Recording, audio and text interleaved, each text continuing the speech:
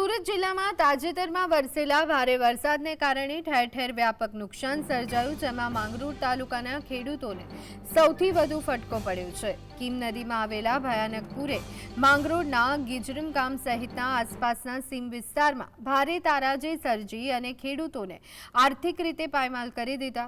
ખેતરોમાં કીમ નદીના પૂરના પાણી ફરી વળવાના કારણે કપાસ, શાકભાજી અને ખાસ કરી કેળાનો ઊભો પાક સંપૂર્ણપણે નષ્ટ થઈ ગયો છે। મોંઘા બિયારણ, ખાતર અને મહેનત પાણીમાં જતા જગતનું તાત મુશ્કેલીમાં મુકાયો છે। ચિંતાના વાદળો ઘેરાયા છે। કળવળવી મુશ્કેલ બનતા સ્થાનિક ખેડૂતો દ્વારા રાજ્ય સરકાર ત્વરિત નુકસાનીનો સર્વે કરાવી યોગ્ય આર્થિક વળતર ચૂકવે તેવી માંગ કરવામાં આવી રહી છે। અમારે શેરડીની અંદર 50% જેટલું જનરલ ગામની અંદર નુકસાન છે અને કેદની અંદર 90% જેટલું નુકસાન છે અને કપાસની અંદર 100% નુકસાન છે।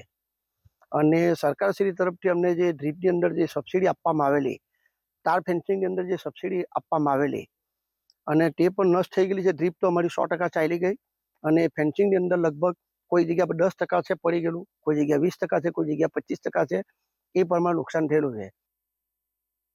અહીંયા મુખ્ય પાકમાં કેળ ને શેરડીનું વાવેતર થાય છે ને મેં કેળ બનાવેલી હતી 8 વીંગામાં ને જે મશીનરીઓ હતી બરાબર બધું નુકસાન થયું છે। કેળો ઊભી કેળ હતી તે સૂઈ ગઈ છે, અમુક જગ્યાએ તો કેળના થળિયા જોવા નથી મળ્યા।